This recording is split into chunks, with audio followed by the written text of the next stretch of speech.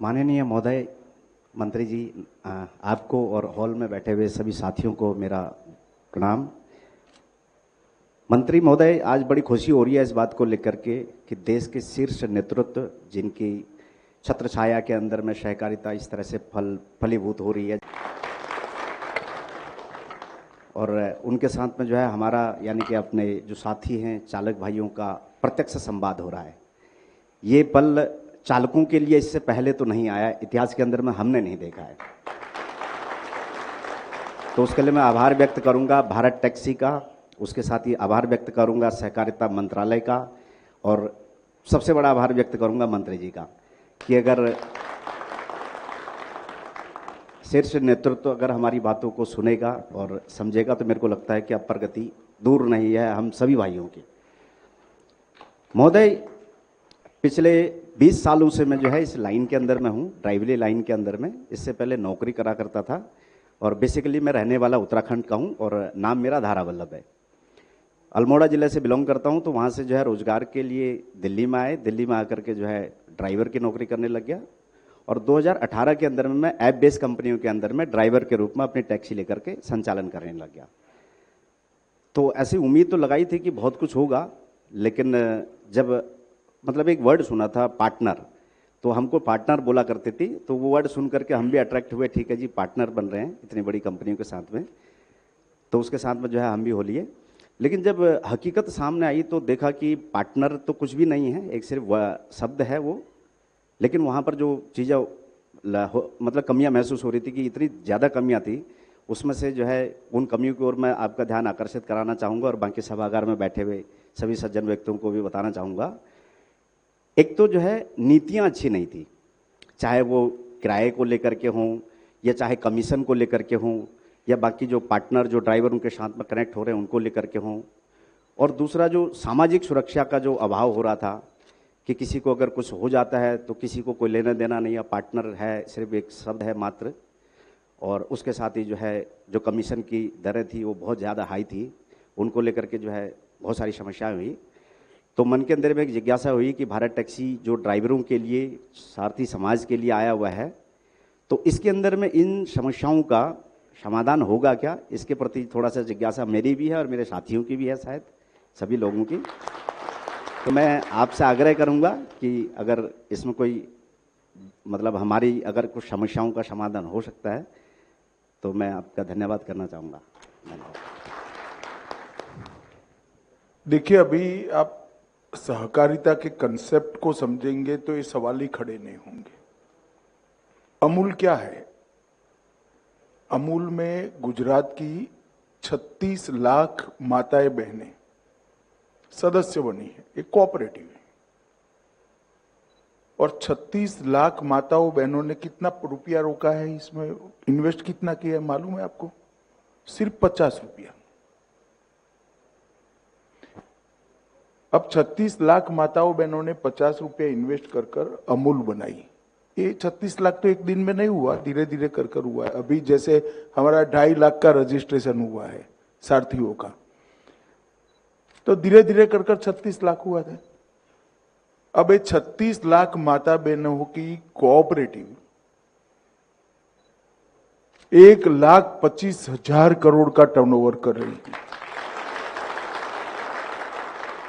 मैं गारंटी से कहता हूं, आपके घर में जो दूध का थैली आता है या तो मदर डेयरी का दूध होगा या अमूल का होगा।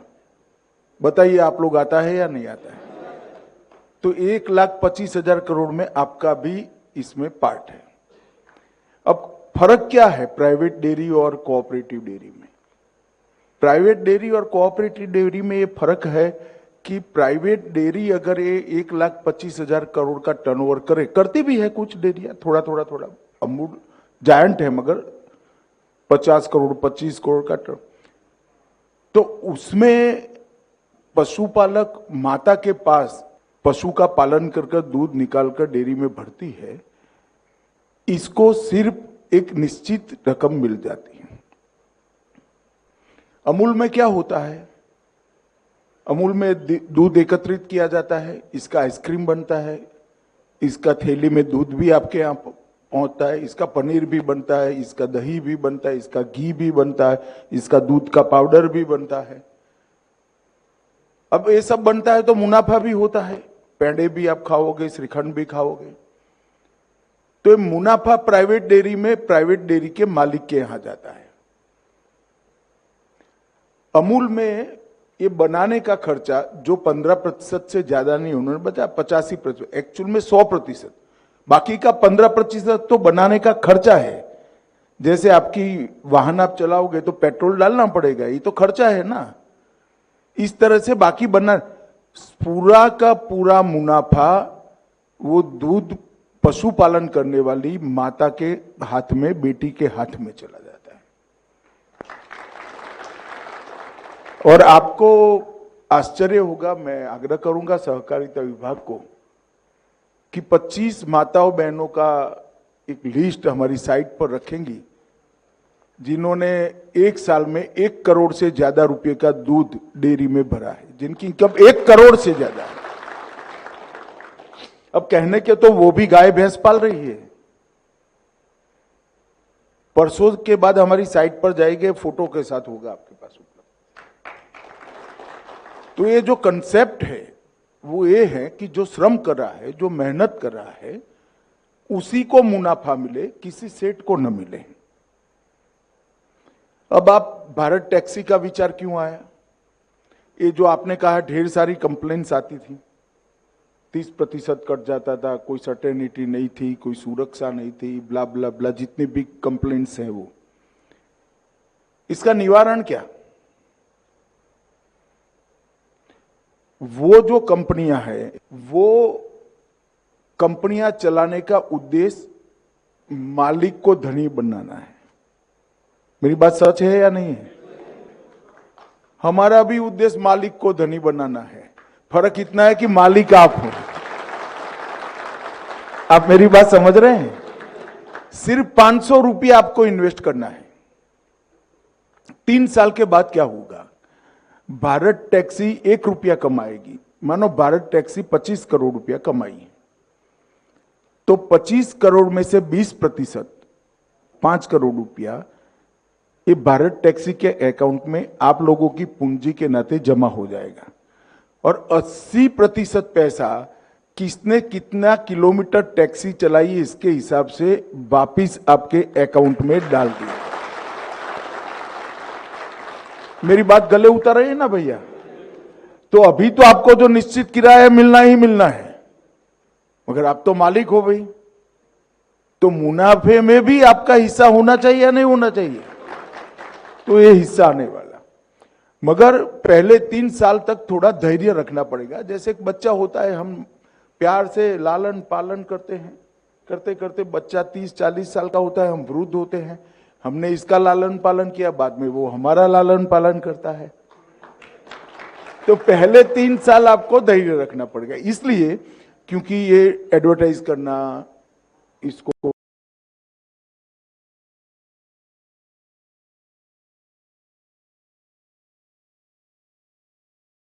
एस्टैब्लिश करना, ये प्राइवेट कंपनियां इस पर जो स्पर्धा थोप देगी गलत प्रकार की, क्योंकि वो तो कमा कर बैठे हैं, तो इसको स्ट्रगल करने में 3 साल होंगे। और 3 साल में हम देश के हर शहर में लगभग पहुंच जाएंगे। ऐसा हमने रोड मैप बनाया, जहां जहां म्युनिसिपल कॉर्पोरेशन है हम 3 साल में पहुंचे, तो ये संख्या हमारी बहुत बड़ी हो जाएगी।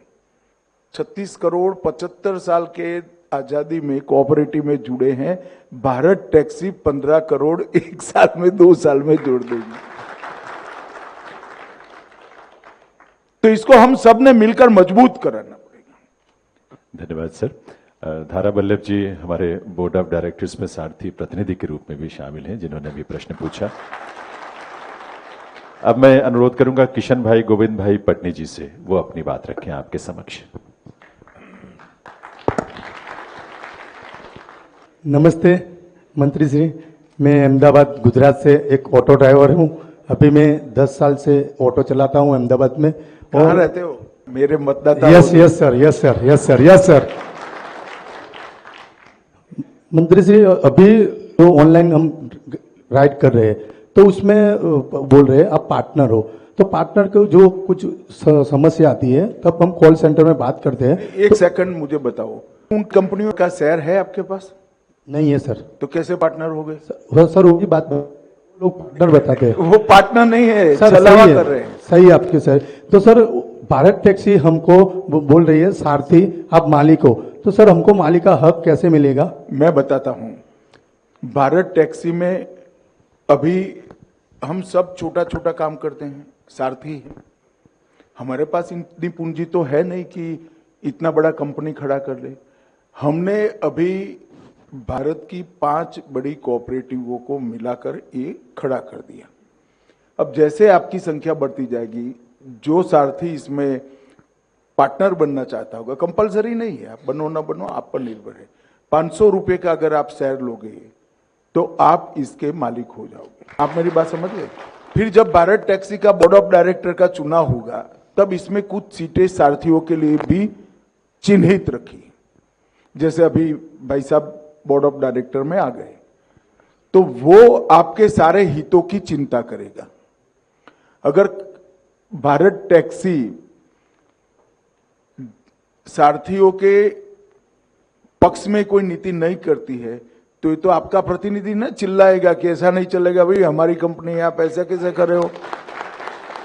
मुझे बताओ भाई, उन कंपनियों के बोर्ड में आपका कोई प्रतिनिधि है? नहीं सर, नहीं सर। यहां पर है? यहाँ पर है। तो आप मालिक हुए या नहीं हुए? Yes sir, yes sir. तो यही कंसेप्ट है भाई, आपका कोऑपरेटिव है, आपको चलाना है, मगर इतना रखना मैं आऊं तो कभी चाय पिलाना भाई, बाकी तो क्या है यार, इसमें कंपनी आपका ही है। मुनाफा भी 20% रिजर्व करेंगे, जिससे कंपनी कोई खराब समय में आए तो हमारी उससे चलती रहे। 80% मुनाफा पर किलोमीटर वापिस दे दिया जाए। पहले 3 साल हमें एक एक शहर बढ़ाता जाना है। अभी दिल्ली एनसीआर बढ़ा है, तब राजकोट बढ़ाएंगे वो, तो पहले 3 साल हमारा एक्सपेंशन में जाएगा। 3 साल के बाद जितना भी मुनाफा होगा 20% कोऑपरेटिव भारत टैक्सी में रहेगा और 80% हमारे सारथी भाइयों को वापस दे दिया जाएगा। धर्मेंद्र कुमार वर्मा जी, उनसे अनुरोध करूंगा कि वो अपनी बात आपके समक्ष रखें।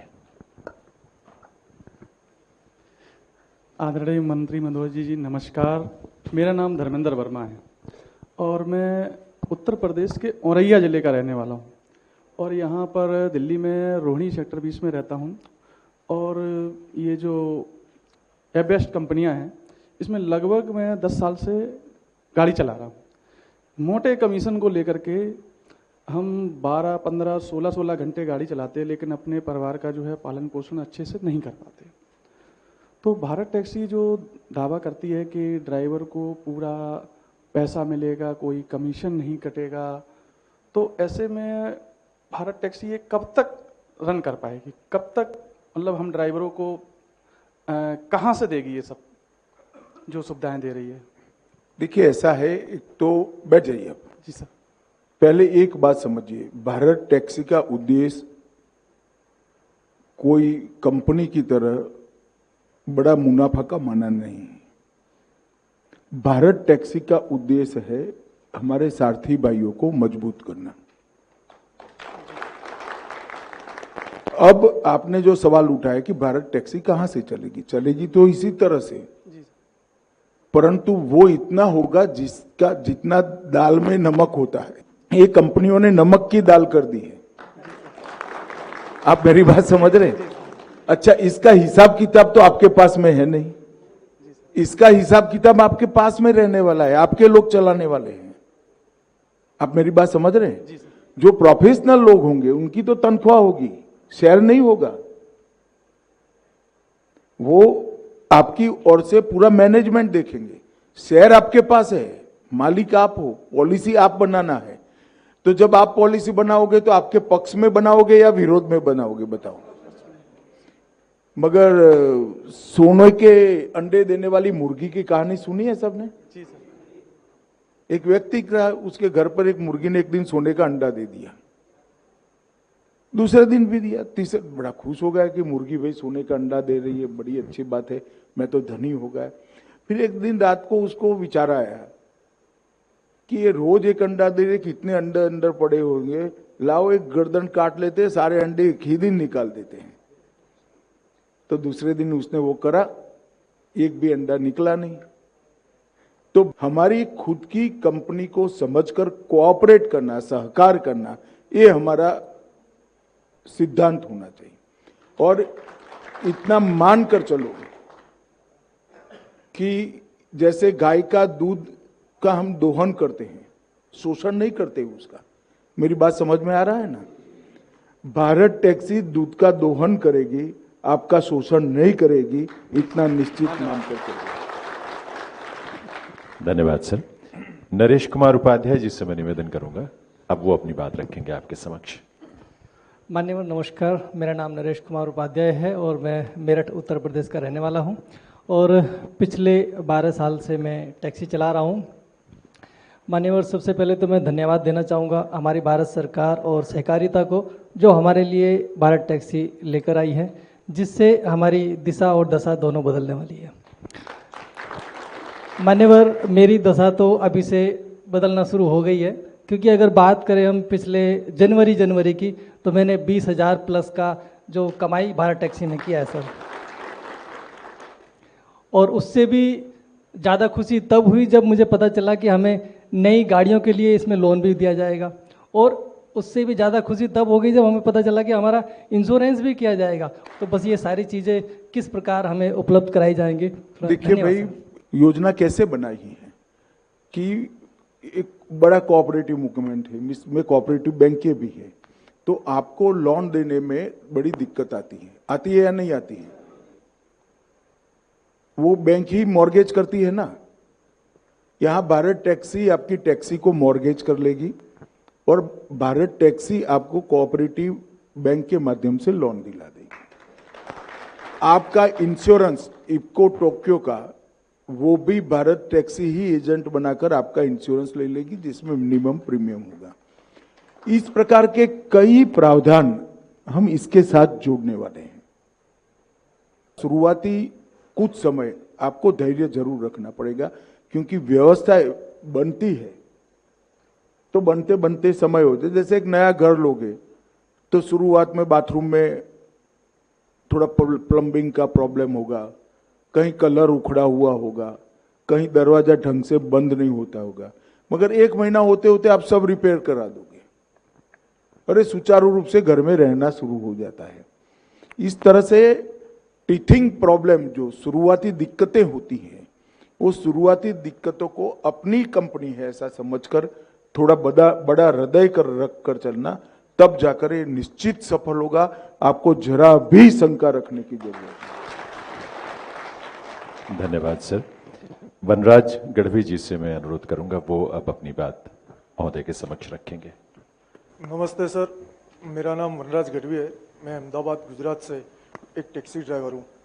मैं पिछले 8 साल से अहमदाबाद में टैक्सी चलाता हूँ और कई बड़ी बड़ी कंपनियों में हमने काम किया है। वो बड़ी बड़ी कंपनियां, हम जब सुबह से घर से निकलते हैं, अच्छी सोच लेके निकलते हैं कि घर से निकलकर हम जाए, अच्छा मुनाफा कमाएंगे, घर अच्छा पैसा लेके आएंगे और परिवार का गुजरान करेंगे। लेकिन जब हम पूरा दिन काम करते हैं तो इतना भारी कमीशन और इतना टैक्स, मतलब ऐसे चार्ज लगाते हैं, हिडन चार्ज लगाते हैं। आज तक हमें समझ में नहीं आता किस प्रकार से कौन से चार्ज लगाए जाते हैं। कभी चार्ज बढ़ भी जाता है, कभी कम भी हो जाता है, कभी किराया बढ़ जाता है, कभी कम हो जाता है। जब हम थक के घर जाते हैं शाम को, तब मालूम पड़ता है कुछ नहीं बचा है। हमने तो खाली मेहनत ही की और कुछ बचा नहीं। ना हमारा परिवार का भविष्य होता है, ना किसी का और कुछ होता है। तो हम ये जानना चाहते हैं आपके माध्यम से सर कि भारत टैक्सी हमारे भविष्य के लिए, हमारे परिवार के लिए और क्या क्या सुविधा देगी। पहली बात, भारत टैक्सी में हिडन कुछ नहीं होगा। एक बात समझिए, जो होगा वो नोटिफिकेशन आपके मोबाइल पर आ जाएगा, तभी होगा, और 1 सप्ताह पहले नोटिफिकेशन आएगा। आप मेरी बात ढंग से समझ रहे हैं? जो करेंगे 1 सप्ताह पहले नोटिफिकेशन भेजकर करेंगे। आपकी मिनिमम वायबिलिटी पर किलोमीटर क्या होगी, वो बेसलाइन बनाकर जो होगा उसके ऊपर होगा। मतलब आप 1 किलोमीटर का आपका रेट 2 रुपया है, मैं काल्पनिक रूप से 2 रुपया कह रहा हूं, तो जो होगा वो 2 रुपया प्लस मुनाफा उसके ऊपर ही होगा, इसके नीचे कभी नहीं होगा।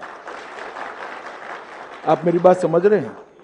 तो भारत टैक्सी काउंट करेगी कि ऑटो का मूल्य कितना, पेट्रोल कितना जलेगा और मिनिमम कितना कमाना चाहिए, ये सब मिलाकर एक बेस रेट होगा। इससे नीचे हम नहीं जाएंगे। हमारा लक्ष्य मुनाफा कमाना नहीं है। हमारा सारथी हमारी कोऑपरेटिव का मालिक है, वो अपना घर अच्छे से चला पाए, वो है। तो सारी कंपनियों में क्यों तकलीफ आती है? उन्होंने बेस रेट ही तय नहीं किया है। ये सहकार टैक्सी का एक बार मैंने राज्यसभा में भाषण किया तो ये तीनों लोग मुझे बारी बारी मिलने आए थे कि मत करिए, नुकसानी का धंधा है वो। फिर मैंने वैसे ही जानकारी के लिए पूछा कि भाई आपने आपके ड्राइवरों के लिए कोई मिनिमम बेस रेट बनाया है कि नहीं, बेस रेट नहीं है, वो तो उसको अच्छा लगेगा तो आएगा, नहीं अच्छा लगेगा तो मेरे को वो नुकसान करेगा तो it is up to him, मतलब वो उसको देखना है।